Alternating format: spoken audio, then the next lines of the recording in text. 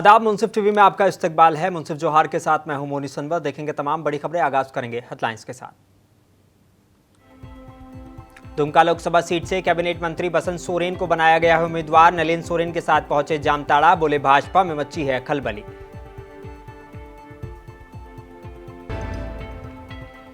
कांग्रेस के झारखंड प्रभारी गुलाम अहमद मीर पहुंचे रांची, बोले सरना कोड को अविलंब लागू किया जाएगा।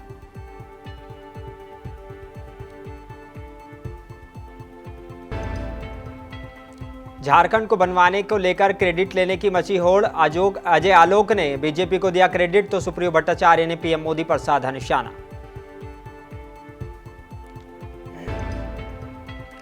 और मुख्य निर्वाचन पदाधिकारी के रवि कुमार ने चुनाव प्रबंधन को लेकर की बैठक। अधिकारियों को 15 अप्रैल तक अपनी तैयारियों को पूरा करने और रिपोर्ट पेश करने के दिए निर्देश।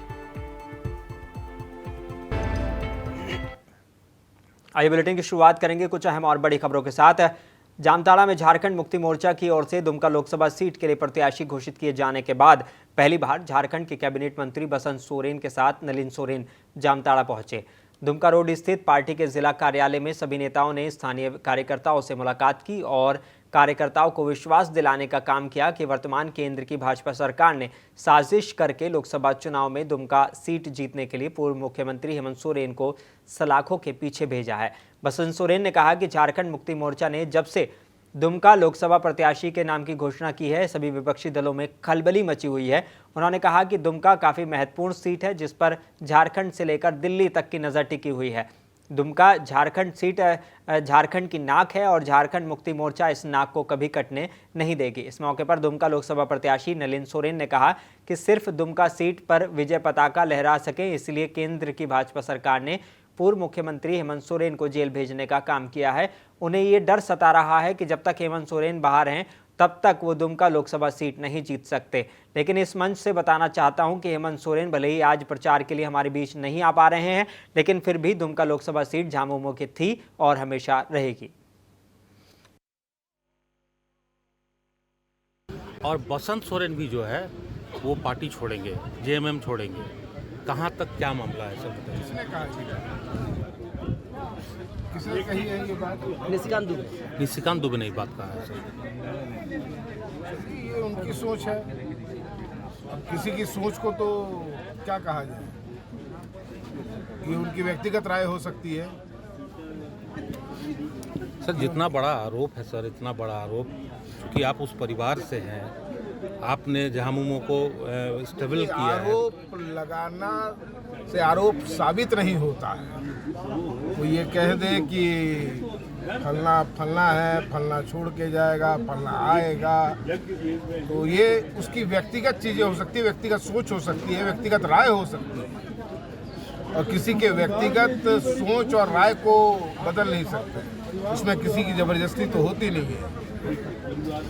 ये उनकी व्यक्तिगत राय है, उनकी सोच है। उन्होंने अपनी बयान को कहा है, अपनी बातों को रखा है। ऐसी कोई बात नहीं। बीजेपी के लोग, एनडीए के लोग जो है सहा नहीं गया और इसी तरह से जो हम लोग के जो माननीय मुख्यमंत्री, तत्कालीन मुख्यमंत्री थे, उनके ऊपर गलत ढंग से आरोप लगाते हुए उन्हें जेल में बंद किया। और इसलिए किया गया ताकि ये इस राज्य में जो चुनाव है उस चुनाव प्रचार प्रसार नहीं। यही सोच करके बीजेपी वाले, एनडीए के लोग अब घर तोड़ने का काम किए और उसी आधार पर उन लोगों ने।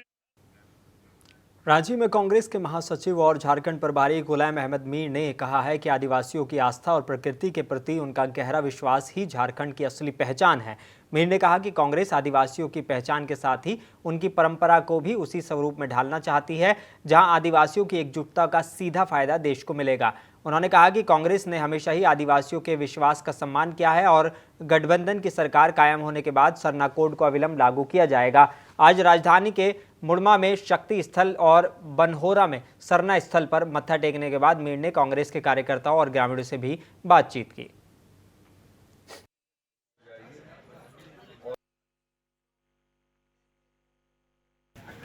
हमारे लोकसभा कोऑर्डिनेटर्स के साथ प्रदेश महासचिव लोग जो है जिलों में उनके साथ एक डिटेल रिव्यू यहाँ पर लिया है कि जो झारखंड में आने वाला 2024 का चुनाव अब नज़दीक से नज़दीक करीब आ रहा है।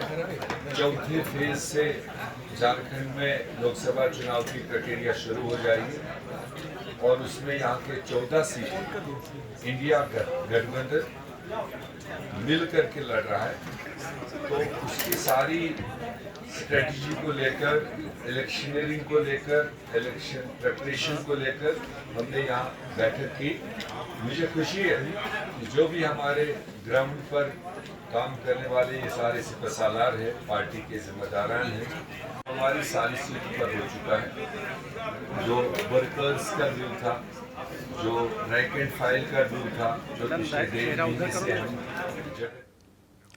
कल रांची आए बीजेपी लीडर अजय आलोक ने कहा था कि झारखंड हमने बनवाया है। आज इस पर पलटवार करते हुए झारखंड मुक्ति मोर्चा के प्रवक्ता सुप्रियो भट्टाचार्य ने कहा कि बीजेपी के एक दिल्ली के प्रवक्ता राजधानी आए, लगा कि वो कोई बड़े विद्वान हैं, लंबा भाषण दिया, कहा कि झारखंड को हमने बनाया है, हम ही इसको गढ़ेंगे। इनका पटना में अस्पताल है, जहाँ तक मुझे मालूम है उनके मालिक वही हैं। उनके पिताजी डॉक्टर थे और डॉक्टर कोई बनता है, पैसा किसी का लगता है और मालिक बनवाते हैं, उसे बनाते हैं राजमिस्त्री। घर बनाने में ईंट, गिट्टी, बालू, सीमेंट, छत और सब कुछ लगता है। इसी तरह मेहनत से घर तैयार होता है, फिर घर की पूजा पंडित जी करवाकर गृह प्रवेश और दक्षिणा लेकर चले जाते हैं।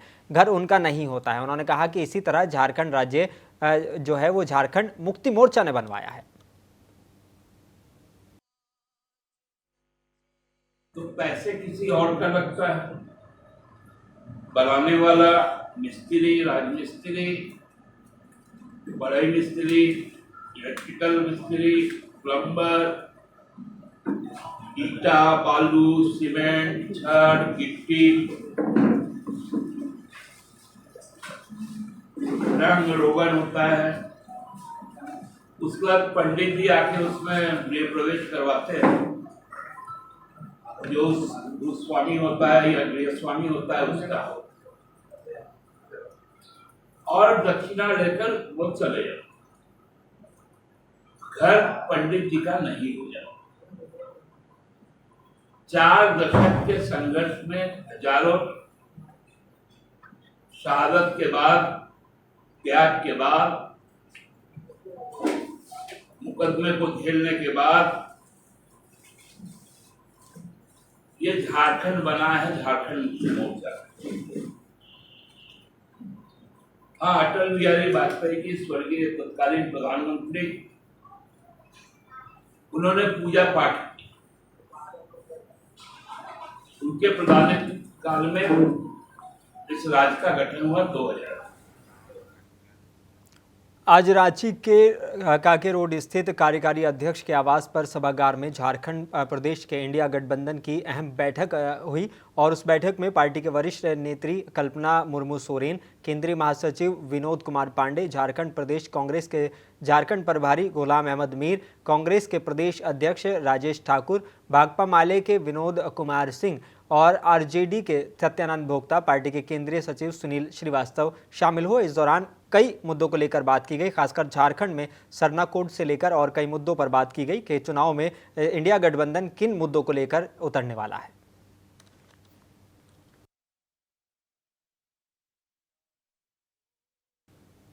और झारखंड के मुख्य निर्वाचन पदाधिकारी के रवि कुमार ने चुनाव प्रबंधन से जुड़े पदाधिकारियों को 15 अप्रैल तक अपनी तैयारियों को पूरा करते हुए रिपोर्ट पेश करने के निर्देश दिए हैं।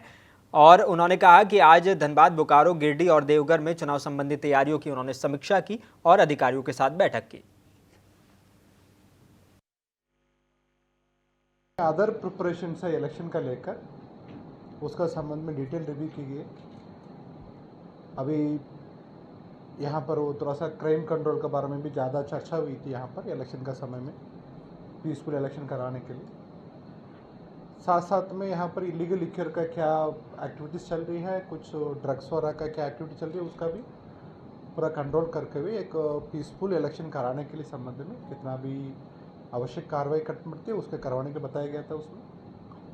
साथ में फिर और 10-15 दिन के बाद फिर और एक बार आएंगे। उसमें अभी कुछ टास्क दिया हुआ है, सभी पदाधिकारी अपने अपने टास्क का कंप्लीट करेंगे। फिर उसके बाद एक बार हम लोग कितना प्रोग्रेस भी वही देखेंगे उसमें। यहाँ पर अब आईजी है, डीआईजी है, वो भी यहाँ का एडमिनिस्ट्रेशन सपोर्ट करेंगे ताकि हम वो धनबाद में बाकी सभी जगह पर एक पीसफुल इलेक्शन हो सकता है। साहिबगंज के बोरियो फरक्का एमजीआर लाइन में मालगाड़ी की चपेट में आने से एक 26 साल का युवक घायल हो गया। बाद में उसे इलाज के लिए सदर अस्पताल में भर्ती कराया गया। घायल युवक बोरियो तनद इलाके के धनौला निवासी मांझी हासदा है और फिलहाल युवक का इलाज अस्पताल में चल रहा है।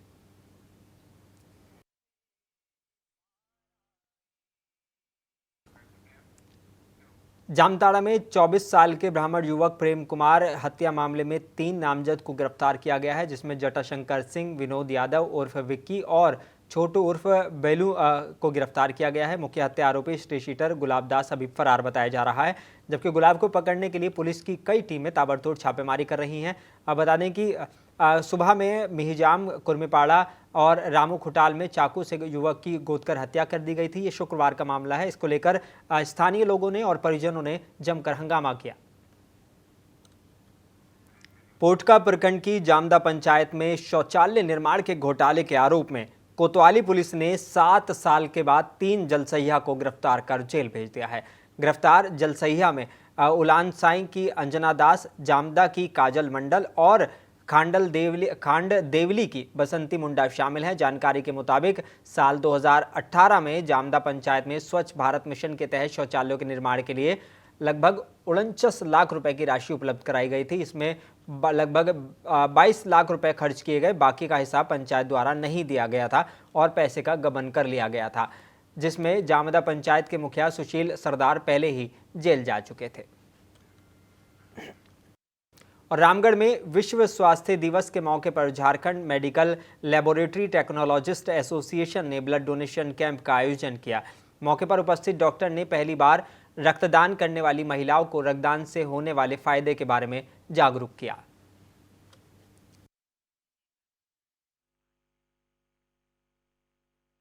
आज वर्ल्ड हेल्थ डे है। 1948 ईस्वी में वर्ल्ड हेल्थ ऑर्गेनाइजेशन ने एक मुहिम चलाई थी और इसको वर्ल्ड हेल्थ डे के रूप में हर साल मनाने का तय किया था। ये हर साल 7 अप्रैल को मनाया जाता है और इसका मुख्य 3 उद्देश्य हैं। पहला उद्देश्य ये है कि लोगों को ये जागरूक किया जाए कि स्वास्थ्य के प्रति वो खुद जागरूक हो जाए। स्वास्थ्य सुविधाएं क्या मिल रही है उनको ये पता होना चाहिए।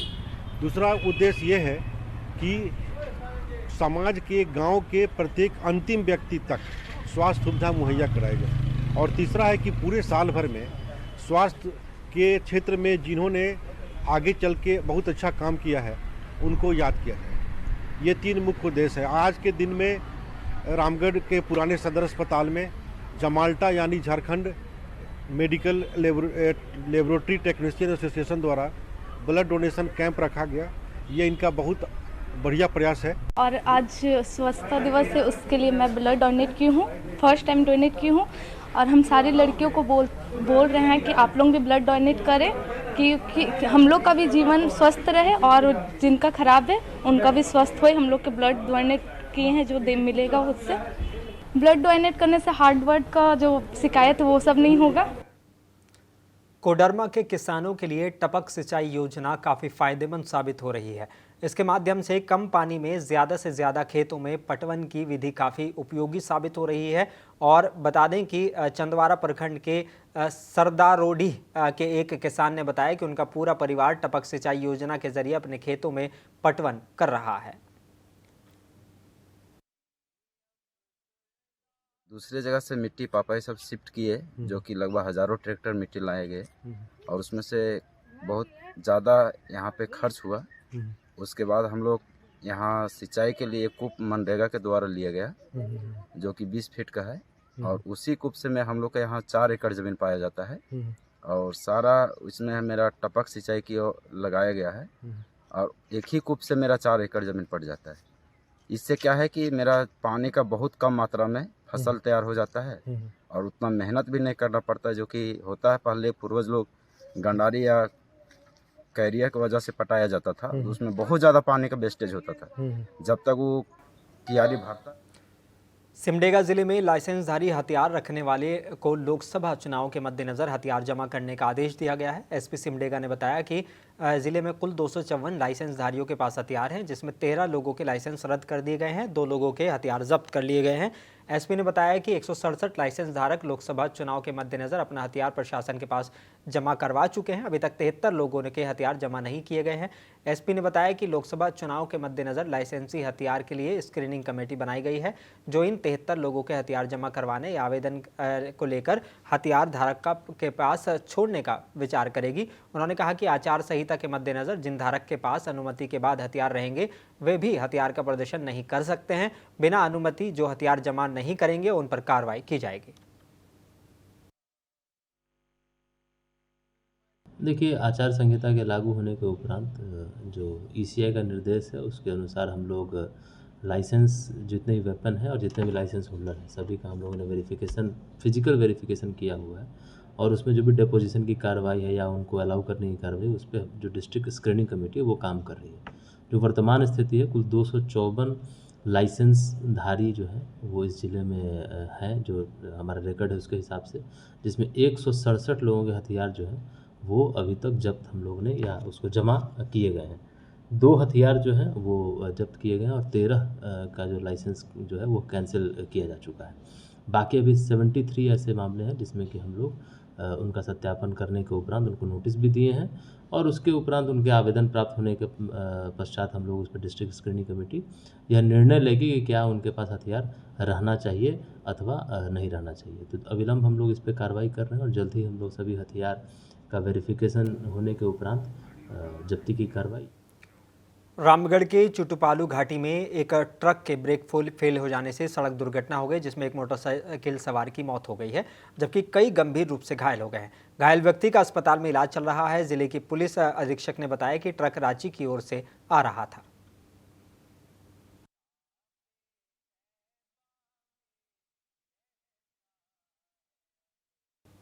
खूंटी पुलिस ने कई कांडों में फरार अपराधी संजय लोहरा उर्फ टाइगर को पीपरा टोली स्थित उसके घर से गिरफ्तार किया है।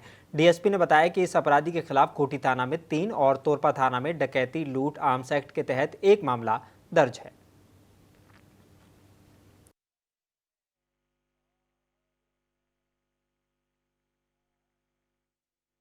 सूचना प्राप्त हुई, खूंटी थाना कांड संख्या 4523 के फरार अभियुक्त संजय लोहरा उर्फ संजय टाइगर खूंटी में आया हुआ है और किसी घटना को अंजाम देने की फिराक में है। बता दें कि संजय लोहरा और संजय टाइगर पुराने कई कांडों में वांछित रहा है, कई बार जेल भी जा चुका है। इस सूचना पर त्वरित कार्रवाई करते हुए डीएसपी प्रोबेशनर राम प्रवेश के नेतृत्व में टीम बनाया गया और इसकी तुरंत गिरफ्तारी की गई है। इसमें अभी संजय लोहरा का जो आपराधिक इतिहास रहा है, 4 का आपराधिक इतिहास तक ज्ञात हो पाया। खूंटी पुलिस ने प्रतिबंधित नक्सली संगठन पीएलएफआई के 3 हार्डकोर सदस्यों को देसी कट्टा और लीवी के पैसे के साथ गिरफ्तार किया है। डीएसपी ने बताया कि सभी उग्रवादी पीएलएफआई के एरिया कमांडर के कहने पर बाजार के कारोबारियों से लीवी वसूली कर रहे थे और किसी घटना को अंजाम देने वाले थे।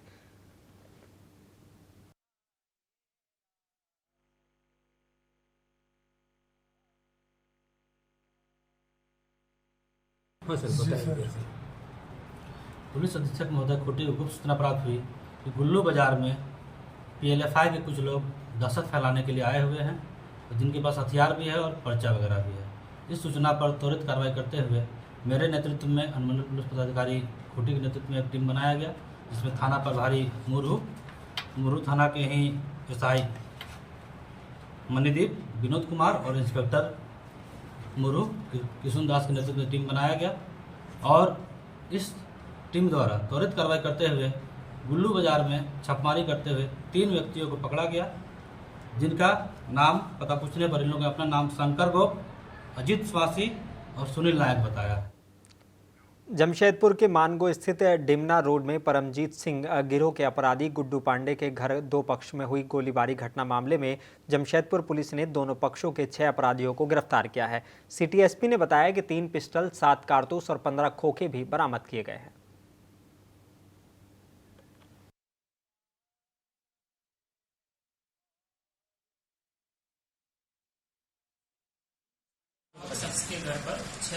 कर्मियों द्वारा गोली चलने की सूचना प्राप्त हुई। सूचना के सत्यापन और आवश्यक कार्रवाई हेतु पुलिस उपाधीक्षक नगर के नेतृत्व में एक विशेष छापामारी दल का गठन किया गया, जिसमें थाना प्रभारी एमजीएम, ओलडी ओपी प्रभारी और ओलडी और एमजीएम थाना से पदाधिकारी और बल सम्मिलित थे।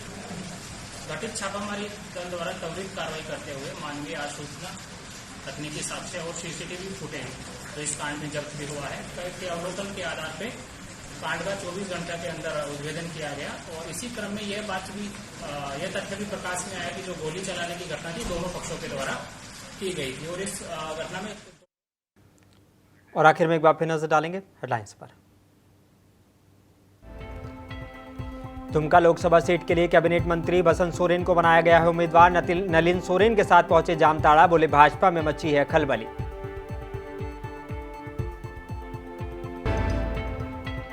कांग्रेस के झारखंड प्रभारी गुलाम अहमद मीर पहुंचे रांची, बोले सरना कोड को अविलंब लागू किया जाएगा।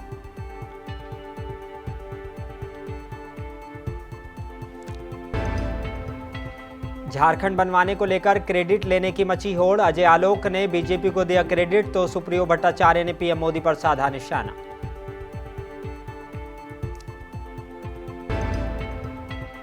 और मुख्य निर्वाचन पदाधिकारी के रवि कुमार ने चुनाव प्रबंधन को लेकर की बैठक। अधिकारियों को 15 अप्रैल तक अपनी तैयारियों को पूरा करने के और रिपोर्ट पेश करने के दिए निर्देश।